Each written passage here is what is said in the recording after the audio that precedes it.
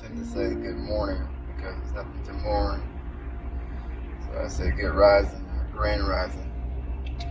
But yeah, so I do want to touch on a topic of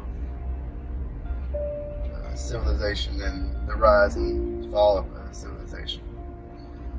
Now, if you look at the Persian civilization, the Greeks, the Roman, the British empires, you'll see that on average these civilizations were in their highest, I guess you can say, highest manifestation from no longer than about 250 years on average. And so you can actually do the math and you can see that the average Western civilization lasts for about 250 years.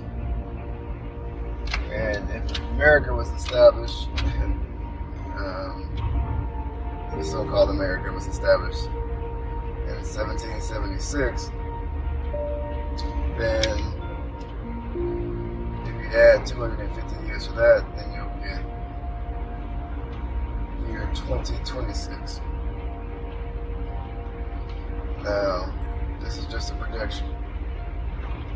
Now, if you don't have clean water, clean food, and clean air, then the civilization falls. Also, if people are not really thinking for themselves, then the civilization falls. So, all civilizations become weak at some point or another, but it's not necessarily a bad thing per se. It just means that every civilization goes through a cycle. What makes ancient, African civilizations unique is because that cyclic part of them being weak was interrupted by Western invasion, or the Hyksos, or the Persians, different civilizations that came in to disrupt that. So, it's not something that's supposed to be looked at as being bad. It's just everything in nature has a time and period where it's great and where it tries to renew itself or redefine itself. But with that said, your 2026 is only 5 years away, and you're starting to see kind of how America is. People still come here and everything, but it's, when I was growing up, it's not the same conversation. We have a lot of cleaning up to do before we can go and say we need to fix somebody else's nation. So that's kind of the egotism that's associated with being in this country. We think we're smart and educated, but really we're just stuck in our ways, I guess you could say. And but yeah, so the thing about the Western world is the nature of it is kind of like eat you up and spit you out type, and it tends to be a very acidic type of society here. Now, what that means is a lot of the diseases that are that come into our body are going to be of a sick nature, because the body always represents or reflects the conditions of the society. So in other words, the body is just a microcosm of a macrocosm, and that's the same thing to do with relationships. When you're in a relationship with somebody, you're just a microcosm of a macrocosm. So if you want to know how the relationship is between the man and the woman of a particular ethnic group, then you look at how the conditions of that ethnic group, the man and the woman in it, and see how that plays out. Then that's pretty indicative of how the man and woman relate to each other. So you'll see that not sometimes, a lot of times there's an agenda to make the black woman seem more masculine and make the black man seem more feminine. So, and that's done strategically. That's not, arbitrary. That's something that's done on purpose. And you see that any great civilization always starts with great families. So keep that in mind when it comes to just, because this is a health channel, but health is not always just eating food. It's also associated with how you relate to each other. But yeah, so the thing about the man and the woman, we have different parts of the brain that we operate out of primarily. So a man is going to operate more so out of the parental lobe, and the woman's going to operate more out of the frontal lobe. And what that means is the frontal lobe has to do more with feelings, how you feel about a situation, whereas the parental lobe is more so about how you think about a situation. They may seem like they're similar, but they're actually not. Whereas men are more reactive to a situation, whereas women are more responsive to a situation. And what that means is a man may react to somebody overstepping their boundaries, but reaction has to do with action. I mean, if you take a physical stance or something like that to stop somebody from infringing upon you. Whereas being responsive to a situation means that you use your emotions to actually make the person who did something to you feel a certain way. So, and that's the difference in being reactive and responsive. But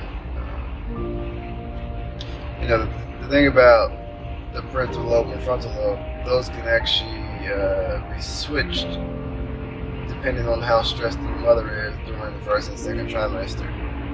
And what happens is the child, who is a boy, for example, would be who is supposed to operate primarily out of his parental lobe because of the stress during the first and second trimester, will begin to function primarily out of his frontal lobe, which will make him overly emotional, and many times can actually produce a homosexual child just from depriving the mother of certain nutrients and throwing off her testosterone levels during the first and second trimester, which testosterone is actually known as a calmative, and in its natural form, not to be confused with synthetic testosterone, which actually makes you more aggressive.